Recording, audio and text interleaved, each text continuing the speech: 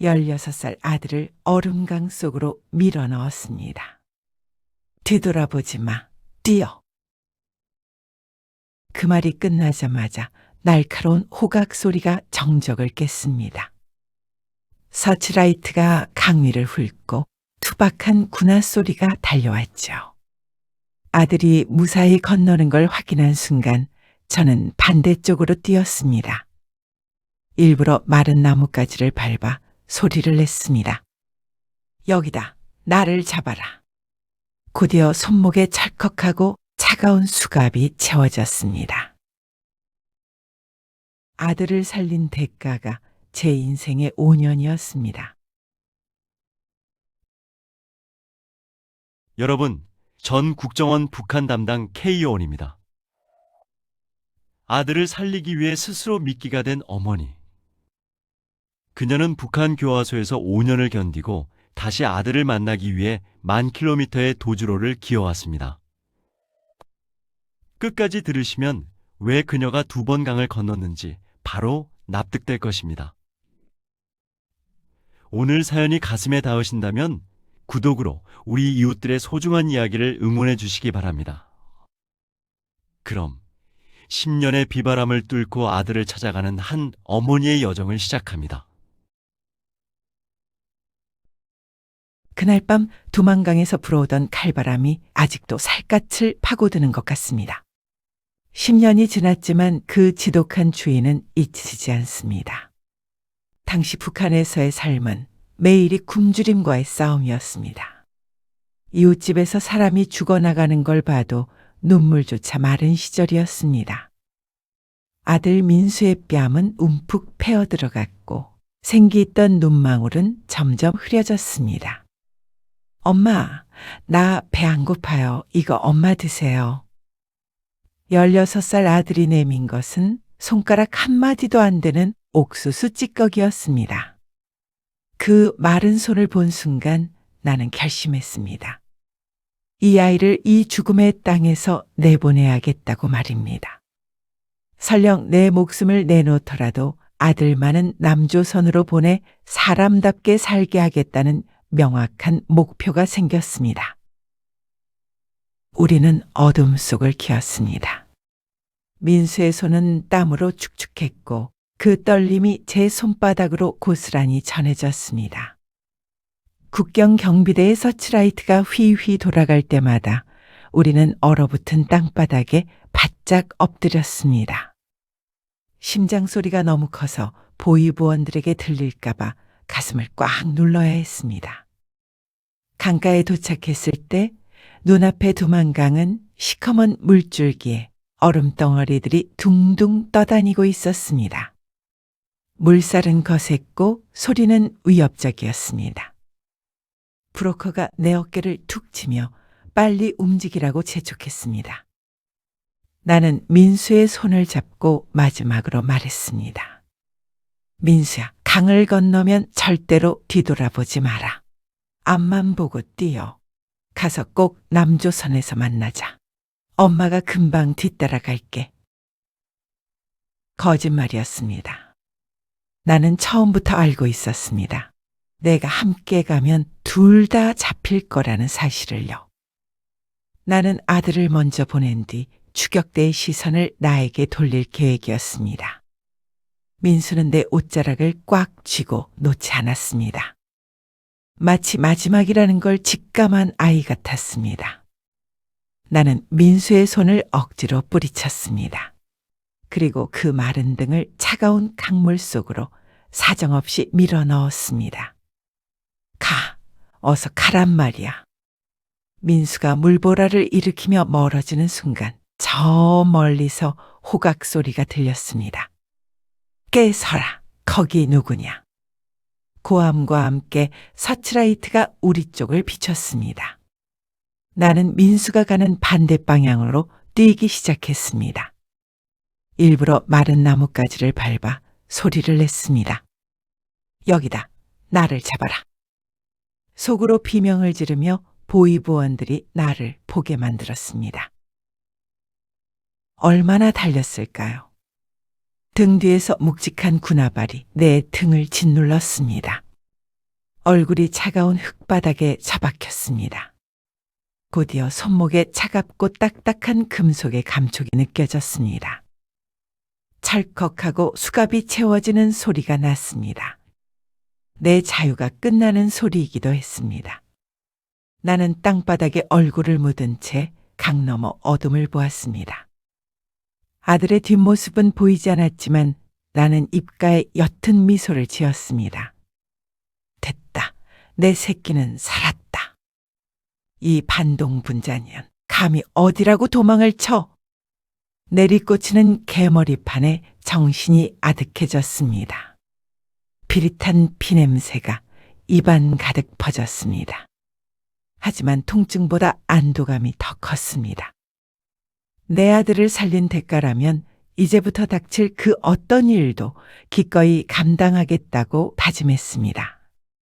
그렇게 나는 아들을 자유로 보내고 스스로 포로가 되어 끌려갔습니다.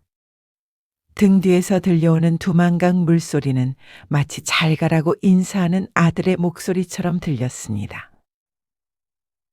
보위부 조사실의 공기는 눅눅한 곰팡이 냄새로 가득했습니다. 그들은 내 얼굴에 젖은 천을 덮었습니다. 젖은 천이 콧구멍에 착 달라붙어 숨을 쉴 때마다 질식할 것 같은 공포가 몰려왔습니다. 물이 쏟아질 때마다 폐가 찢어질 듯 아팠습니다. 아들놈 어디로 보냈어? 누구랑 닿았냐고. 내 대답이 없자 그들은 내 머리채를 잡아 물통 속으로 처박았습니다. 숨을 들이켜는 순간 비릿한 물이 폐부 깊숙이 밀려 들어왔습니다. 정신이 아득해질 때쯤 머리카락이 잡혀 밖으로 끌어올려졌습니다. 나는 피 섞인 물을 토해내며 입을 닫았습니다. 당신들이 내 이름을 숫자로 바꿔도 내 가슴 속 민수 엄마라는 이름만큼은 절대로 빼앗아갈 수 없기 때문입니다. 침묵은 내 자발적인 선택이었습니다. 결국 나는 5년형을 선고받고 교화소로 보내졌습니다. 그곳에 도착하자마자 내 이름은 사라졌습니다. 사람들은 나를 214번이라고 불렀습니다. 교화소의 공기는 항상 차갑고 비릿했습니다. 가장 먼저 나를 덮친 건 지독한 배고픔이었습니다. 하루 3번 나오는 옥수수 죽은 말이 죽이지 사실은 모래와 검불이 섞인 맹물에 가까웠습니다. 배고픔은 사람을 아기로 만들었습니다. 흙바닥을 기어다니는 벌레를 잡아먹고 쥐구멍 근처에 떨어진 나다를 주워 입에 넣었습니다. 인간의 품위 같은 건 배고픔 앞에서 아무런 힘이 없었습니다. 하지만 그 배고픔 속에서도 나는 아들을 생각했습니다. 민수야, 엄마가 네 목까지 다 굶을게. 너는 거기서 흰쌀밥에 고깃국 배불리 먹고 있어야 한다. 나는 텅 빈 위장을 움켜잡고 찬물을 들이켜며 그 시간을 견뎠습니다. 매일 새벽 5시 쇳소리 나는 기상나팔과 함께 채석장 노동이 시작되었습니다. 산 전체가 날카로운 돌가루로 뒤덮인 곳이었습니다. 우리는 정과 망치 하나로 거대한 바위를 깨야 했습니다. 깡깡 쇳소리가 머릿속을 울릴 때마다 손바닥의 살점은 뜯겨나갔습니다. 피 섞인 진물이 망치 손잡이를 타고 흘러내렸습니다. 가장 무서운 건 겨울의 채석장이었습니다. 얼어붙은 바위는 정이 들어가지 않을 정도로 단단했습니다. 억지로 내리치다 정이 튕겨나와 정강이를 때리면 그 자리에 주저앉아 비명을 질렀습니다. 그때마다 간수가 다가와 군화발로 내 등을 짓밟았습니다. 이 반동년, 엄살 피우지 말고 일어나. 아직 할당량이 한참 남았다. 나는 진흙과 피가 섞인 흙을 씹으며 일어났습니다. 입안에서 서걱거리는 흙의 감촉을 느끼며 생각했습니다. 내가 여기서 무너지면 내 아들은 평생 고아가 된다. 살아야 한다. 살아서 이 문을 나가야 한다. 밤이 되면 감옥 구석에 몸을 웅크리고 품속에 숨겨둔 아들의 낡은 신발 한 짝을 몰래 꺼내 보았습니다. 탈북하던 날 민수가 강물에 빠뜨리고 간 그 작은 신발입니다. 그 신발에 코를 묻으면 비릿한 교화소 냄새 사이로 아주 희미하게 아들의 살냄새가 나는 것 같았습니다. 이 낡은 신발 한 짝이 내가 지옥 같은 5년을 버티게 한 유일한 생명줄이었습니다. 교화소 생활 3년째 되던 해 위기가 찾아왔습니다. 밤마다 품속에 숨긴 아들의 낡은 신발 한 짝을 꺼내보던 것을 같은 방 동료에게 들키고 만 것입니다. 214번. 너 밤마다 못 꺼내보냐? 간수한테 말하기 전에 내놔봐. 동료의 눈빛이 번뜩였습니다. 다음 날 아침 간수가 내 몸을 뒤지기 시작했습니다. 214번. 내가 품에 뭘 숨겼다는 밀고가 들어왔다. 내놔. 거친 손이 내 가슴팍을 더듬었습니다. 나는 심장이 터질 것 같았지만 미리 신발을 화장실 오물더미 밑에 숨겨두었습니다. 결국 아무것도 나오지 않자 간수는 내 뺨을 후려쳤습니다. 독방 3일이다. 한 번만 더 수상한 짓 하면 그때는 진짜 죽는다. 독방의 차가운 시멘트 바닥에 엎드려 나는 달아 없어진 내 손톱 끝을 보았습니다. 벽에 날짜긋던 흔적까지 발각될 뻔한 아찔한 순간이었지만 나는 신발을 지켜냈습니다. 장애물은 매일같이 나를 가로막았지만 아들을 향한 내 목표는 그 어떤 창살보다 단단해져 가고 있었습니다. 나는 매일 밤 손톱으로 벽에 선을 하나씩 그었습니다. 하루, 이틀, 1년, 2년. 내 손가락 지문이 닳아 없어질 때쯤 나는 아들을 만나겠다는 집념 하나로 움직이는 몸뚱이가 되어 있었습니다. 5년의 시간은 그렇게 돌가루와 핏물 그리고 지독한 허기 속에서 천천히 흘러가고 있었습니다. 철컥 소리와 함께 거대한 철문이 열렸습니다. 5년 만에 마주한 세상의 공기는 교화소보다 맑았지만 나를 반겨주는 사람은 아무도 없었습니다. 시린 겨울바람만이 누더기 같은 내 옷자락을 파고들 뿐이었습니다. 나는 구분등을 펴보려 애썼습니다. 하지만 5년 동안 돌덩이에 짓눌린 척추는 이미 굳어버려 제대로 펴지지 않았습니다. 하얗게 새버린 머리카락과 깊게 팬 주름을 보며 지나가던 사람들이 소스라치게 놀라 나를 피했습니다. 나는 며칠을 걸어 고향집으로 향했습니다. 도착한 집은 이미 집이 아니었습니다. 지붕은 내려앉았고 문짝은 어디론가 뜯겨나가 흉물스러운 뼈대만 남았습니다. 마당에는 사람 키만큼 잡초가 무성했고 아들과 함께 옥수수를 간던 맷돌은 반으로 깨진 채 먼지를 뒤집어 쓰고 있었습니다. 나는 무너진 문턱에 주저앉아 아들의 이름을 불렀습니다. 민수야, 민수야. 대답 대신 빈집을 울리는 공허한 메아리와 마른 바람 소리만 돌아왔습니다. 방구석 먼지 속을 뒤지다 보니 손가락 한마디만큼 짧아진 연필 한 자루가 나왔습니다. 민수가 공부하겠다며 아껴 쓰던 그 작은 연필을 손에 쥐는 순간 참았던 눈물이 터져 나왔습니다. 교화소의 물고문 속에서도 흘리지 않았던 눈물이었습니다. 살아서 돌아오면 아들이 환하게 웃으며 달려나올 줄 알았는데 내가 돌아온 곳은 추억조차 썩어가는 폐허였습니다. 나는 이대로 무너질 수 없었습니다. 마을 사람들의 바지가랑이를 붙잡고 물었습니다. 내 아들 민수의 소식을 아느냐고 말입니다. 사람들은 반동의 어미라며 나를 피했지만 끈질기게 매달린 끝에 예전에 알고 지내던 브로커 한 명을 몰래 만날 수 있었습니다. 그는 내 몰골을 보고 혀를 차며 낮은 목소리로 속삭였습니다. 민수, 그놈 운이 좋았더군. 강 건너서 중국 거쳐 남조선까지 무사히 들어갔다는 소문이 있어. 지금쯤 서울에서 배불리 먹고 잘 살 거다. 그 말을 듣는 순간 내 두 다리에 힘이 쭉 풀리며 주저앉고 말았습니다. 남조선.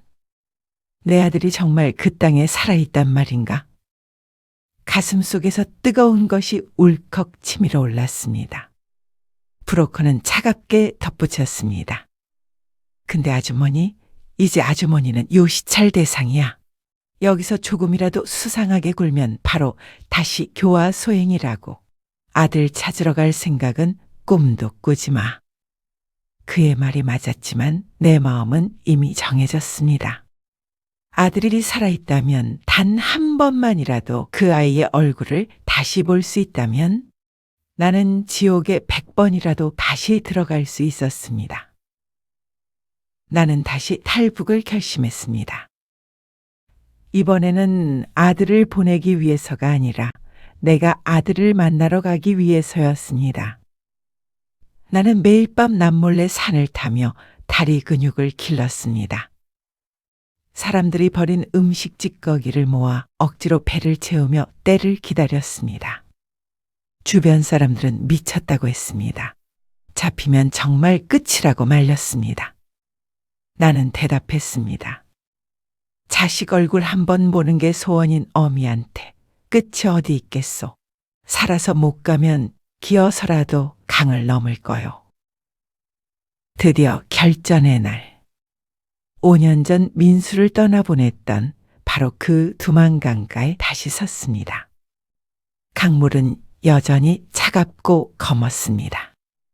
하지만 이제 두려움은 없었습니다.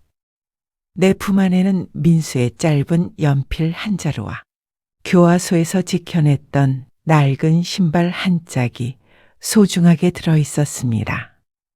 민수야, 엄마가 간다. 조금만 더 기다려라. 나는 유령 같은 몸을 이끌고 차가운 강물 속으로 다시 발을 내디뎠습니다. 뼈가 시리는 통증이 시작되었지만 나는 입술을 깨물며 나아갔습니다. 나의 두 번째 그리고 마지막이 될 탈북의 여정이 시작되었습니다. 다시 넘은 두만강은 5년 전보다 훨씬 깊었습니다. 채석장에서 망가진 허리는 물살을 견디지 못하고 자꾸만 휘청였습니다. 강 중간쯤 갔을 때 저 멀리서 국경 경비대의 서치라이트가 강물을 칼날처럼 베며 다가왔습니다. 엎드려. 브로커의 낮은 비명에 나는 차가운 강물 속으로 몸을 던졌습니다. 얼음장 같은 물이 코와 입으로 들이닥쳤습니다. 서치라이트 불빛이 내 등 바로 위를 훑고 지나가는 그 몇 초가 영겁 같았습니다. 물 밖으로 고개를 내밀었을 때 내 입술은 새파랗게 질려 터져 있었습니다. 중국 땅에 발을 딛자마자 나는 양파 창고에 숨겨졌습니다. 썩은 양파 냄새와 눅눅한 곰팡이 냄새가 진동했습니다. 나는 썩은 가마니들 사이에 몸을 구겨 넣었습니다. 굽은 허리를 펼 수도 없는 좁은 틈이었습니다. 그때였습니다. 창고 밖에서 거친 개 짖는 소리와 함께 투박한 군화 소리가 들렸습니다. 검문! 문 열어! 중국 공안의 목소리였습니다. 창고 문이 거칠게 열리고 손전등 불빛이 어둠을 헤집었습니다. 공안은 손에 든 길쭉한 쇠꼬챙이로 양파 가마니를 쿡쿡 찌르며 다가왔습니다. 퍽퍽 소리가 날 때마다 쇠끝이 내 몸에서 불과 몇 센티미터 옆을 비껴갔습니다. 가마니를 뚫고 들어온 날카로운 쇠끝이 내 옷자락을 슥 스치고 지나갔습니다.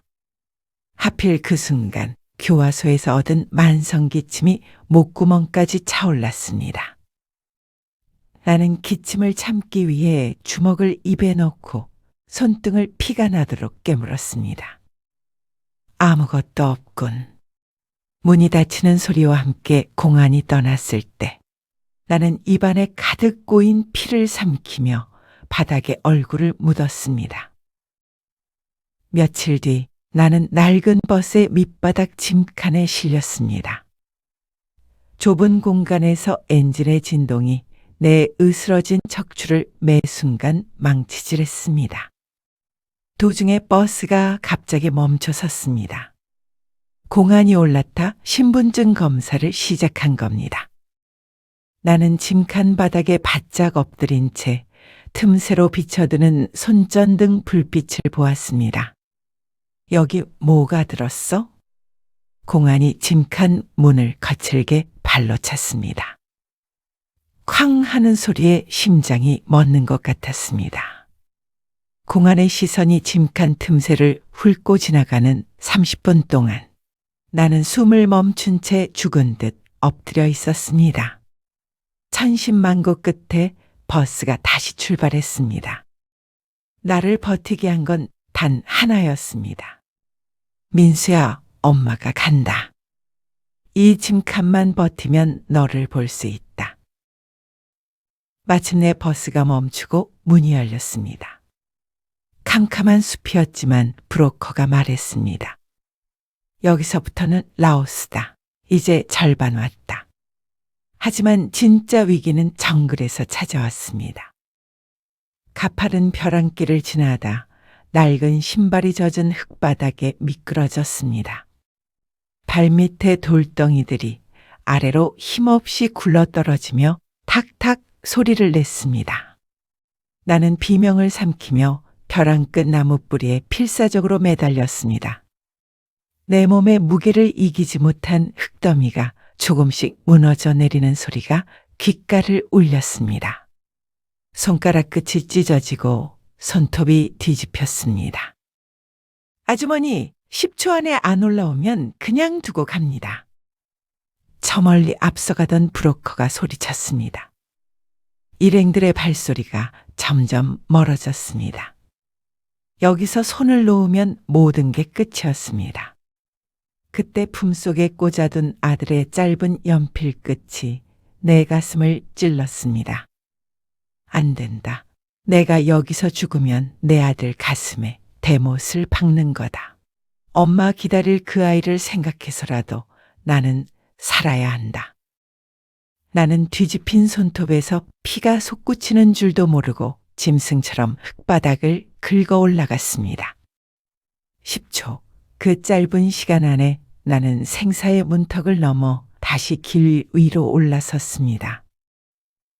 마침내 눈앞에 누런 메콩강이 나타났습니다. 낡은 목선에 몸을 싣고 강 중간을 지날 때 나는 강물에 손을 씻으며 중얼거렸습니다.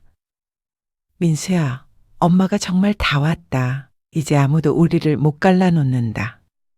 공안의 쇠꼬챙이, 짐칸의 발길질, 정글의 벼랑. 그 모든 고비마다 내 가슴 속에 박혀있던 아들의 이름이 나를 살렸습니다. 나는 자식을 만나기 위해 지옥에서 돌아온 세상에서 가장 강한 어머니였습니다. 인천공항의 조명은 지나치게 밝았습니다. 북한의 어둠에 익숙했던 내 눈에는 그 빛조차 통증처럼 느껴져 자꾸만 눈을 비벼야 했습니다. 사람들은 깨끗한 옷을 입고 웃으며 지나갔지만 나는 굽은 등을 더 움츠렸습니다. 내 몸에 박힌 교화소의 흙취와 정글의 비린내가 이 환한 곳을 더럽힐 것만 같아 자꾸만 발끝만 보게 되었습니다. 국정원 조사시설에서의 시간은 느리게 흘렀습니다.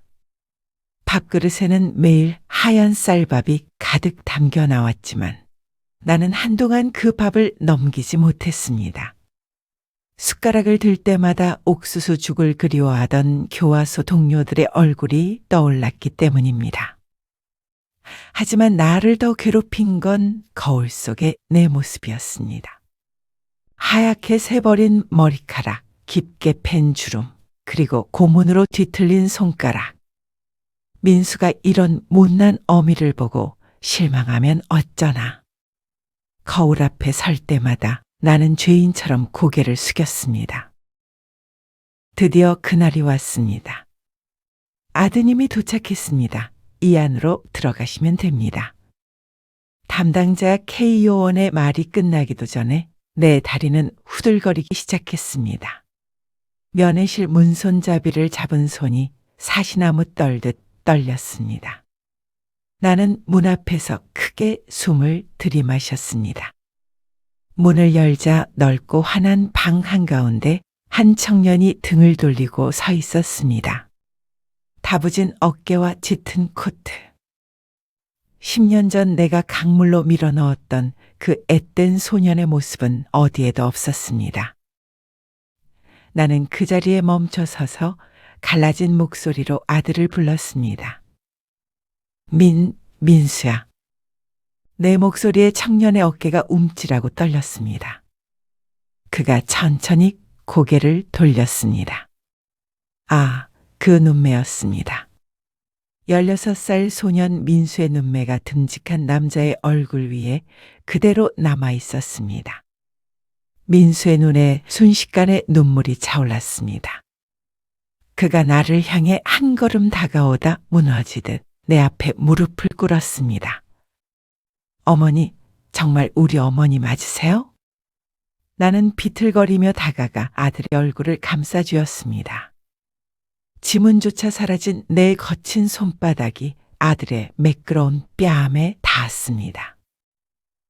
아들은 내 손을 꽉 잡더니 그 투박한 손마디에 자신의 얼굴을 묻었습니다.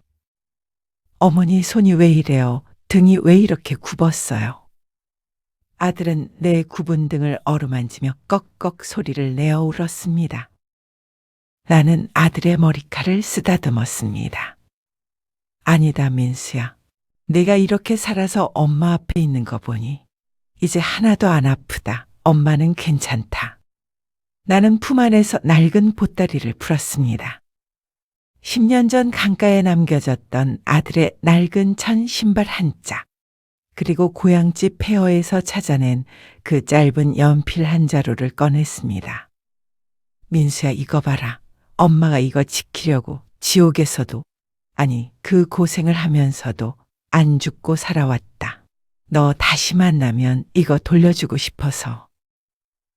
아들은 그 낡은 신발을 가슴에 품고 어린아이처럼 울음을 터뜨렸습니다. 면회실 안에는 우리 모자의 10년치 울음소리가 가득 찼습니다. 나는 아들의 손을 꼭 잡았습니다. 굳은 살이 박인 내 손과 아들의 따뜻한 손이 맞닿았습니다. 창밖으로 서울의 따스한 햇살이 비치고 있었습니다. 10년 전 차가운 두만강가에서 멈췄던 나의 시간이 아들의 온기를 타고 비로소 다시 흐르기 시작했습니다. 서울의 아침은 소란스럽지만 평화롭습니다. 창밖으로 버스가 지나가는 소리, 앞집 문이 열리고 닫히는 소리가 들려옵니다. 처음 한국에 왔을 때는 그 소음조차 공안의 발자국 소리처럼 들려 가슴이 철렁 내려앉곤 했습니다. 하지만 이제는 압니다. 이 소리들이야말로 내가 그토록 찾았던 사람 사는 소리라는 것을요. 아침마다 전기밥솥에서 취익 소리와 함께 하얀 김이 피어오를 때면 나는 가만히 그 냄새를 맡습니다. 옥수수 죽 한 그릇이 소원이었던 교화소의 긴 밤들. 갓 지은 하얀 쌀밥의 냄새는 내게 어떤 향수보다 달콤합니다. 아들 민수는 이제 매일 아침 넥타이를 매고 출근을 합니다. 현관문 앞에서 구두를 신는 아들의 듬직한 뒷모습을 볼 때마다 나는 속으로 다짐합니다. 민수야, 이제 다시는 내 손을 놓지 않으마. 물론 정착하는 길이 쉽기만 한 것은 아니었습니다. 대형마트에 가서 산더미처럼 쌓인 쌀 포대를 볼 때면 나는 한참을 그 앞에 서서 멍하니 서 있었습니다. 쌀밥을 배불리 먹는 이 당연한 일이 북에 두고 온 이웃들에게는 목숨과도 같은 일이라는 생각에 차마 쌀 한 포대를 카트에 담지 못했습니다. 밤마다 교화소의 차가운 시멘트 바닥이 생각나서 푹신한 침대를 두고 거실 바닥에 웅크려 잠들기도 했습니다. 가끔 길가에 경찰차 사이렌 소리가 들리면 나도 모르게 장롱문을 열고 그 안에 숨어들기도 했습니다. 그럴 때마다 민수는 말없이 내 곁에 앉아 거친 내 손을 잡아주었습니다. 어머니, 이제 다 괜찮아요. 여긴 아무도 어머니를 해치지 않아요. 10년 전 내가 그 아이의 등을 밀어주었듯 이제는 그 아이가 내 굽은 어깨를 감싸줍니다. 나는 가끔 서랍 깊숙이 넣어둔 그 낡은 신발 한 짝과 짧은 연필을 꺼내봅니다. 이제 신발은 삭아서 가루가 떨어지고 연필은 흑연이 다 닳았지만 이것들은 내게 훈장과도 같습니다. 이 작은 그릇들을 지키려 했던 마음이 나를 지옥 같은 시간 속에서 끌어올렸기 때문입니다. 혹시 지금 삶이 너무 힘들어 주저앉고 싶은 분이 계신가요? 저를 보십시오. 이름 대신 숫자로 불리던 죄인이 죽음의 강을 2번 넘고 국경을 3번 돌아 지금 여기 당신 곁에서 이야기하고 있습니다. 어려운 말은 모릅니다. 하지만 이것 하나는 압니다. 당신을 기다리는 누군가의 이름 하나만 가슴에 품으면 사람은 그 어떤 모진 비바람도 견뎌낼 수 있다는 사실을 말입니다. 이제 민수가 퇴근하고 돌아올 시간입니다. 오늘은 녀석이 제일 좋아하는 된장찌개를 보글보글 끓여낼 생각입니다. 찌개 냄새 가득한 식탁 앞에 마주 앉아 그날그날의 이야기를 나누는 것. 이것이 제가 목숨 걸고 찾아온 진짜 자유입니다. 여러분, 지금까지 우리는 자식을 살리기 위해 스스로 미끼가 되었고 기어이 살아 돌아와 아들과 다시 마주한 어느 어머니의 실제 이야기를 들었습니다. 10년의 세월, 수만리의 도주로 그녀가 넘은 것은 단순한 국경선이 아니라 절망이라는 벽이었습니다. 그녀가 가슴에 품고 온 낡은 신발 한 짝은 우리에게 말해줍니다. 우리가 누리는 이 평범한 쌀밥 한 그릇과 가족의 목소리가 얼마나 귀한 것인지를 말입니다. 오늘 이 이야기가 여러분의 가슴에 작은 온기 하나를 남겼기를 바랍니다. 여러분은 어떤 장면이 가장 기억에 남으시나요? 어머니와 아들에게 전하고 싶은 따뜻한 한마디를 댓글로 남겨주세요. 그리고 구독은 무료입니다. 여러분의 구독과 좋아요는 이런 귀한 사연을 세상에 알리는 큰 힘이 됩니다. 10년의 겨울을 견디고 다시 봄을 맞이한 어머니처럼 당신의 삶에도 따뜻한 밤냄새 같은 평화가 늘 함께하기를 기원합니다. 지금까지 K요원이었습니다. 함께해 주신 여러분 고맙습니다.